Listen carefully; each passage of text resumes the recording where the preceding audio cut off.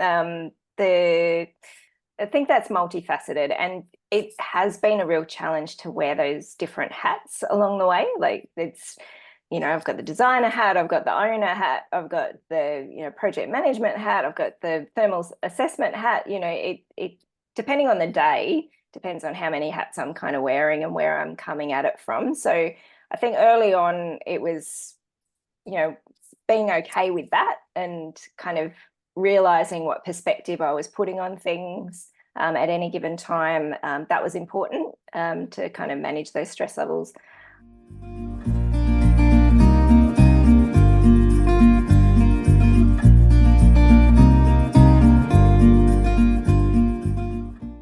Now, can you talk through with me? Obviously, you've talked a lot about how important designing for climate, getting the energy efficiency right, how obviously there was a meeting of minds with your builder in terms of the fact that, it sounds like he'd been waiting for somebody like you to walk into his office to say, yes, I want to do this kind of project. How did that translate to then also the selection of things like your glazing and your building materials and then, the other sort of detail finishes and fixtures? How were you seeing, what was the work? And also living where you live, you're obviously not in an urban location where you've got trade centres and material supplies sort of on your doorstep. How were you balancing kind of finding out about those products, knowing what could come to site and navigating all of that together as you made decisions about all of your materials, fixtures and finishes? Yeah, that was a big one. And there's probably two parts to that, the windows and then, the building materials. So I'll start with the building materials. Very early on, we really wanted to make sure that we were sourcing as locally as possible, which is challenging when you're in a regional centre and you don't have access to a whole lot of stuff. So, you kind of got to weigh it up, and sometimes you've got to go outside of the area to get a product that is going to meet the energy efficiency targets and all that kind of thing. So I spend hours researching materials and where they come from and, how healthy they are and, low tox, all that kind of thing. So, yeah, and I'm still doing it, to be honest. So finding, a locally sourced stone cladding, whilst there might not be anything in this particular area, I can at least get some from Australia and get that shipped down. So the builder and his team are very open to me specifying in particular what we're after, and I'll always sanity check that in terms of cost, whether it's something that they're happy to take on and order. He's comfortable actually using this material, because at the end of the day, he's the one that's got to provide the warranty on these things. So, and I'm very conscious of that. So I'll give him lots of options and tell him what I would prefer. But at the end of the day, he needs to be comfortable with that. So yeah, it's been a lot of research with the materials. And yes, we have had to go outside of the region to get quite a lot of stuff. But you just add to the carbon mortgage and pay that off with some solar and whatever else. There's so many other things that we're doing with this project to try and bring all of that down. So that's kind of the materials part. Windows, I spent 12 months on Windows. And I think that was also because, the thermal efficiency training that I did and then getting access to being able to model it myself, I could test out, Windows specs to the nth degree. And I did. And it was Windows are a challenge sometimes. They're a science unto themselves, and there's just so much to know and to learn about them. And different suppliers talk about them differently, and all that sort of thing. So we ended up we really, really, really tried to have a local supplier do the windows that we needed, but at the end of the day, double glazing is still not used as commonly up here. So we ended up sourcing them from Sydney, and we got them shipped up. So, but we had I worked with the window supplier for a good 6 months And she was amazing with all of my questions. So yeah, Who did you end up using? Rylock Yeah, so windows. Yeah, and they're beautiful. They're yeah, lovely windows, and they'll hopefully be in a couple of months. yeah. I think it's what's really commendable in that is that the supplier was willing to be along that journey with you, of you getting the detail that you needed to feel confident you're making the right selection. That always bodes well, that a supplier is willing to come to the party like that and understand that, yeah, that the demonstration that their product's going to work in the way that you want it to is Yeah, valuable to you. So, and you're yeah, so right, like getting that, you've had a very clear understanding that I've got to get this thermal envelope sorted. Like, this is going to be the difference between me having a house that works climatically and one that doesn't. So, and so I can understand. And also, you know a lot because of your training. So I can imagine you really dived into the weeds of all yeah, of a lot of detail that many people yeah. wouldn't. So, Completely nerded out. It was just, yeah, crazy. which is fantastic. Absolutely fantastic. It's going to, there's clearly a reason it's going to help you, help others. So I think it's awesome. And I think that was also part of our sort of cost analysis as well. We were very aware of spending the money on things that couldn't be changed down the track. So making sure that thermal envelope was right, and investing the money in making sure that was done right, and yeah, as best as it could be. And everything else can kind of be changed down the track. So Yeah.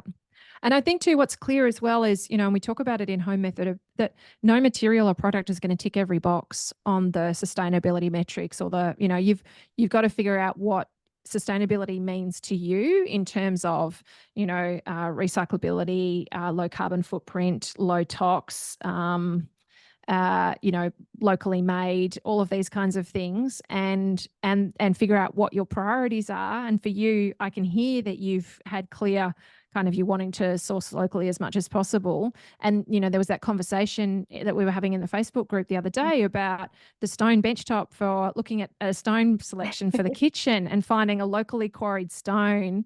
But the fact that they quarry it here, but they send it overseas to process it, and then it flies back as its processed self. And so how do you then think about the carbon footprint of that versus sourcing from somebody overseas, where it's only got to travel once, but you don't necessarily know the ethics of the way it was quarried, or the business values and those kinds of things. So yeah, that's the thing, you can get really tied up with some of this stuff. And I think there's no one right. I often get asked, oh, can't you just give me a big list of all the selections I should make? And it's like, well, no, because it's not going to speak to your own personal values and what's meaningful for you.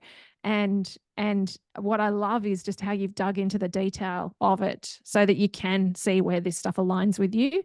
And then when you know that you can't make a choice that ticks all of your boxes, you've also reconciled that fact through the investigations that you've done. So you haven't just chosen it blindly. You've gone, well, we know that this is going to do this and this. And so, and I think, we were chatting in the Facebook group about, somebody like Joost Bakker, whose primary goal is that the whole building can be recycled at its end of life. So he is sourcing windows from overseas. And I remember saying to him, are you not concerned about the carbon footprint of those windows traveling such a distance when you do have local suppliers?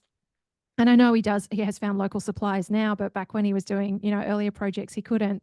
And he was like, no, because if this product can keep getting recycled and recycled and recycled, that importing, carbon is really minuscule in the grand scheme of things. So yeah, it is, trying to really think about it and weigh all those things up. So I love that you've done that so conscientiously in your project. So thank you. And so you've now you've started construction. So there's where are you at in terms of the stage that you're at in construction? And is there anything that you can share in terms of how construction has felt for you generally in terms of navigating kind of your experience, and I suppose how it's measured up, to sort of all of this work that you've been investing, and effort and time, and money, because obviously you invested in Home Method, and you've invested in your learning in other ways. How has construction measured up to what you're envisaging? Yeah. So we are at framing stage. So it's a 2-story home. So we're at second story framing at this point. And we started, I think I was looking at dates yesterday in preparation for this. We started construction in October last year. So, you know, there's gaps in between, and, you know, there's been It's been delays. a very wet summer. Yeah. Been a wet summer, yes. Yeah. Even though it was meant to be nice and dry, you know. You sound like every builder up and down the eastern seaboard of Australia. It's supposed to be dry. Yeah, so it's okay, and you know, there's been delays with engineering plans and you know, sourcing some trades and that kind of stuff. But I think we've got the luxury of not having a set deadline for when we want this house to be done by. We'd love to be in by next Christmas. Everybody says that. So, you know, we're not completely attached to a time frame. And I think that takes an enormous amount of stress off. And, you know, when we do come across those hurdles, as I said before, it's a very collaborative process. It's very transparent, you know, things, if I'm not feeling okay about something or the way things are progressing, you know, we can talk about it. You know, there's never a bad question. And I've also said to him, because I'm on site quite regularly, and he expects me to be there because there's so many questions to ask still. You know, I've said if I'm here too often or if I'm overstepping my bounds in some way, you know, he can tell me that. So we've got a very open and transparent relationship on site, which is great. But in terms of, you know, watching it come up out of the ground and then kind of walking through the frame has been amazing. Like, it's just been so great to see those lines from the page, you know, become walls and walk through it and actually go, yes, that's exactly how I envisaged this would feel. And the spaces feel right. And then, you know, from here I can move more into, you know, the finishes and making it look pretty and all that kind of thing on the inside. So it's been very much focused on that external shell for a while. Space planning and stuff has happened, obviously, for the inside, but in terms of interior design and that kind of thing, that's kind of my next phase. Gotcha. And what software did you do your drawings and documentation in? So I did the drawings and documentation in Revit because I still had student access to Revit for that year. That has expired now, unfortunately, and it's a very expensive product to subscribe to as an individual. So I kind of had to make that choice last year, like November last year, just before Christmas. I needed to put together the lighting and electrical plan, and it was either, you know, do I train myself in the detail of how to do that in Revit and keep paying this, you know, increasing subscription, or do I look at a different product? And I've actually switched now to SketchUp, and I'm learning the details of SketchUp now, and it's great. I love it. I don't think I'll ever draft my own plans again. That took a lot of time. But SketchUp allows me to, you know, at least design the spaces and the walls and, you know, communicate as much as is needed from a design perspective, and then sort of hand that over to a draftsperson. So I think that's what I'll do going forward. Yeah. Revit would have, of course, allowed you to be able to generate 3Ds and walkthroughs and things like that. So did you find that that was super helpful for you in terms of visualizing? I mean, I imagine that you already have some skill in terms of drawing a line on a page and understanding what that's going to look like in 3D, but did you find that experience of being able to test those ideas in the model, in the computer, helpful for you? Yeah, absolutely vital. I'm a very visual person, and so is my husband. So I trained in AutoCAD as well, but it's 2D, you know, very flat, and it's very hard to visualize how the spaces will feel just from that. So kind of when I first started the project, I had the choice from, you know, AutoCAD or Revit, and it was a no-brainer. Revit gave you that 3D aspect, which was important in communicating what I was doing to Shane and for him to be able to see what those spaces would feel like as well. So yeah, 3D, definitely. Yeah, you kind of get to build it in the computer before it gets built on site. So I know that when clients are working with somebody who uses 3D CAD software, it does, if they use it really effectively, they are really testing a lot of constructability ideas in a computer sense before those things have to be done for real on site. So it is hugely beneficial if you're somebody who can't visualize things and you need to be able to walk through spaces virtually.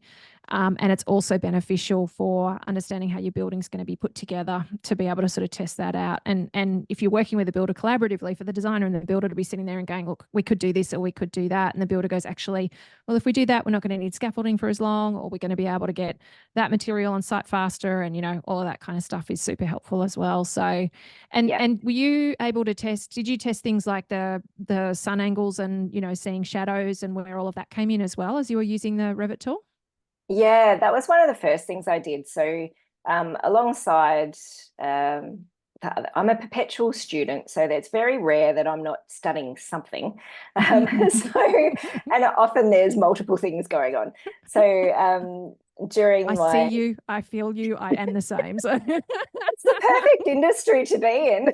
It's amazing. It's just on perpetual learning. It's great. So I did a couple of units on sustainability with the University of Tasmania. Yeah, there's a few Home Method members that have done that course. Yeah. So good. Sustainable design for houses. And then there was a sustainable design for houses and landscaping.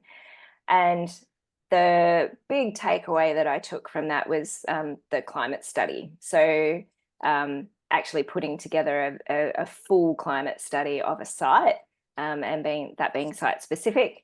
I learned that before I started doing thermal efficiency. So it was the first thing I did when we got this block. I think that combined with the site survey, that just gave me kind of the template to work from.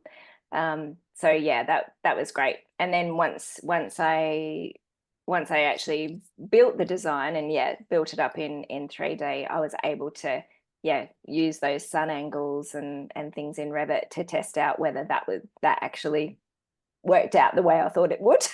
Yeah. Yeah, no, I love it. And what's interesting is because you joined Home Method sort of, during that design process, but you already had all of this knowledge. A lot of people obviously don't have that in-depth knowledge of those things. They arrive in Home Method and that's where they learn it. You already had that knowledge, arrived at Home Method. How did you find Home Method kind of then overlaid on that in terms of, I suppose, supporting you or navigating sort of then continuing on your project in that way, working in partnership with, that's great knowledge to have. And it's not what a lot of homeowners have when they're diving into their projects. Yeah. It all of the stuff that I'd done previously, it gave me a really good basis of knowledge. And I felt really confident that I could do the design, but I lacked that practical experience and, 20 years of architecture knowledge that, we get from being part of Home Method, and that access to your expertise on a regular basis and being able to ask questions and, learn from everybody else's questions. It filled so many gaps for me, and it filled gaps in my knowledge, but then it gave me the confidence to explore other things as well and to ask a lot of questions of the people that I was working with. And I don't think I couldn't have done what I've done and got to where I am without those gaps being filled the way they were. And just that ongoing support is vital. It could be just a question about, has anybody used this particular material? What do you think? Or, whether you've used that in your experience. Or it could be, me just having a bit of an event like I did the other day about the fact that I've found this stone that I thought was brilliant and turns out wasn't really what I expected. So, it's nice being able to have those kind of discussions and have that support with other people that are having very similar experiences, and you just don't feel silly about it. It's great.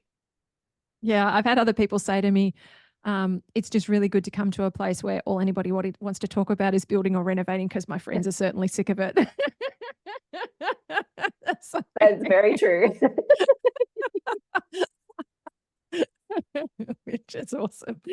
Yep. Yeah, and you can, and it's rare to find a community, I think, like that, where you can ask whatever you want, and you don't feel silly in doing that, and it's always respected, it's always met with knowledgeable answers, so yeah, it's gold.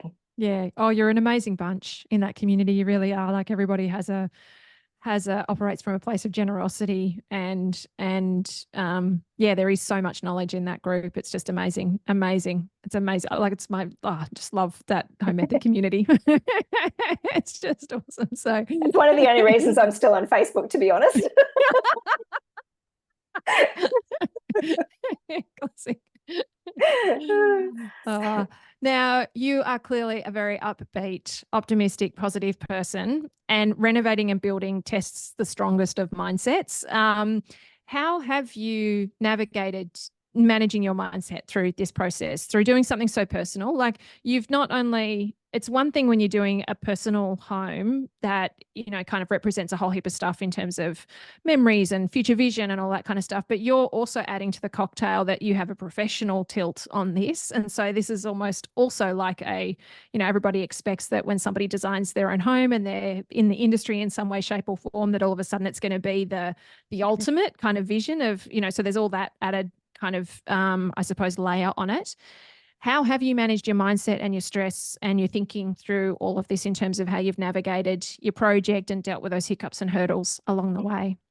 Yeah, good question. I think that's multifaceted, and it has been a real challenge to wear those different hats along the way. Like, I've got the designer hat, I've got the owner hat, I've got the, project management hat, I've got the thermal assessment hat. It depending on the day, depends on how many hats I'm kind of wearing and where I'm coming at it from. So I think early on it was, being okay with that and kind of realizing what perspective I was putting on things at any given time. That was important to kind of manage those stress levels. I think it's been pretty smooth so far. There's always hiccups along the way. I think there was a few months there with dealing with the TPA's different assessments and that kind of stuff that was coming back. I found that very stressful. And my husband remembers that well. There was also that hiccup that you hit with the engineer and just not being able to get, them not being available to get that feedback to you and having to make decisions about things like that too. Isn't there? So, but you've taken it all in your stride in terms of how you've navigated it. Like, I see you checking in and asking questions, and then you're back sort of 4 days later and going, oh, actually, based on that, I've been able to do X, Y, and Z. And, that's the thing. You've been able to maintain the momentum. It's not frozen you, which has been really fantastic to see. Yeah, thank you. And I think it's just problem solving. It's all problem solving. And I have previous careers where, that was kind of the core of what I did. So problem solving is good. I enjoy it. And it's also about knowing what the non-negotiables are and what we're actually trying to achieve. So being able to take that step back sometimes and just go, look, what's actually really important here? Do I need to worry about this? Do I have control over this? Because if I don't, and there's no point in worrying about it. So coming up with a different solution sometimes, throws up pieces of gold that you wouldn't have thought about previously. So you kind of got to trust in the process sometimes and just work with what you've got. I think for us, for Shane and I, kind of managing our own kind of mindset with it, we're very good at kind of helping each other through that. But we also make sure that we've got time to go and do some nice things and, still have money in the budget to have holidays or to go and visit friends or, do nice things with the family. So I think that's important. I think when there's time pressure and there's real financial and everything's pressure on the line financially. yeah, I think that just is a cocktail for for stress. So we were very conscious about not getting into that position from the very beginning. Yeah, that's great advice. And I think that's the thing is many will just figure out what is the most amount of money they can afford to spend without financially crippling them. And then they don't build in any contingency, which, to navigate those unexpected things. And at the same time, they haven't kind of done that, like that real estate assessment that you did at the beginning and figuring out what does it look, what's sensible for us to spend on this property, which of course, I think step 5 in home methods. So really, thinking about how that can help you sanity check that budget. And then, yeah, it sounds like it's been really valuable to you to know that you've got wiggle room, because this isn't, you're not sinking everything into this. You've really been, had some objectivity about how you're going to navigate this, which is really, really fantastic. It's just, just all of this is just, as your builder said, music to my ears. It's just so great to hear how your learning is playing out in making your project a success. Like it's just peppered the whole way through how you getting, that education that you've done and going back to those foundational objectives that you set at the beginning as paying dividends for you in terms of then hitting challenges. And no project is without hiccups and hurdles, particularly when you're doing a custom project. So yeah, to have that solutions focused mindset to be able to collaborate with your builder. You both know each other so well by now because you've been in each other's pockets for a very long time. So that definitely feeds into that communication as well. Yeah, for sure. It's been, the best part of the whole process has been, building that basis for that relationship, and everything has kind of fed out from there. So his trust in my choices, my trust in his expertise, and obviously he knows what he's doing. So I have to take a step back sometimes from looking at those kind of details and just trust that he's got it, and he does the same for me. So yeah, it's good. Fantastic. So what are you most looking forward to when the home's finished? Like what, because you've obviously been, I can imagine, living, breathing, sleeping, eating this project, occupying every waking thought, and a lot of you probably sleeping ones for a very, very long time. And you've been in it in a way that a lot of homeowners aren't, because you have been designing it yourself as well. What are you most looking like? What are you excited about in terms of, thinking about moving in and living life in this finished home? It's everything. I think I'm trying to see that finish point as almost 6 months to a year after we get handover. So I'm trying not to be like, oh yes, we've got the keys, here it is, it's all done, because it's not going to be like that. And the landscaping and all that kind of thing. But we've got this real vision of this calm, beautiful, sensory kind of gentle home that's welcoming, and we can have people over in the pool, and the Labradors and run around the backyard, and we've got room for everyone to come and stay, room for family to come and stay whenever they need. So it's just being a solid part of that neighborhood as well. So we quite often go back for their Friday night get-togethers and that kind of thing. So, and every time we do that, we're like, oh, soon we'll be able to just walk over the street. So there's stuff like that we're really looking forward to too. Yeah, that's fantastic. And I think it's going to be incredible to have this built evidence of what you've been able to make happen, in terms of, because there are moments when you're in it where it can feel like you're just agonizing over the most minute of choices, and it's tying up so much of your bandwidth, and it feels so important and significant. And then when you're in your finished home, it's this, you kind of, the enrichment of this lifestyle that you get to live kind of all of that just fades into the distance, because you can see the evidence of how that sort of has played out. So but I think where you're at now, obviously inside construction, and seeing the all of these plans come to reality on site, and then dealing, as you say, with those hiccups and hurdles that might come along, and finalizing your selections of things, you can feel so in it that it's lovely that you're thinking about, okay, what are we actually working towards? And, because you've got to maintain that perspective so you don't lose momentum and feel dejected by certain things that come up. Yeah, for sure, for sure. It'd be so easy to, just get stressed by every tiny little detail, without that sort of long-term vision. Yeah. Yeah. Before we wrap up, do you have anything that you'd love to share, or I don't know, whether it's a mistake that wanted to give as a lesson to others, or something that you want to encourage others to do, or a particular learning, or, anything like that? Oh gosh. She says, Uh, where do I start? where do I start? I know so much about so many things. No, no. You do. Thank you. But I think that sense of perpetual learning and just curiosity, approaching things with curiosity has been the best part of this whole process, and not being afraid of the fact that, yeah, there's things I don't know, and there's lots of things that I still have to learn. But you find those people and those communities like Home Method and like Undercover Architect that can help you fill those gaps. And constantly searching for those things is okay.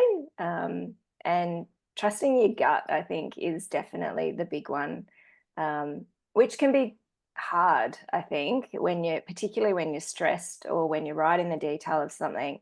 You don't know really what your head's telling you and what your gut's telling you. It's very difficult to delineate those two things. And so sometimes you just got to take a step back, take a day off, and think about, what feels right and what doesn't, and why doesn't it, and kind of move on from there and ask lots of questions.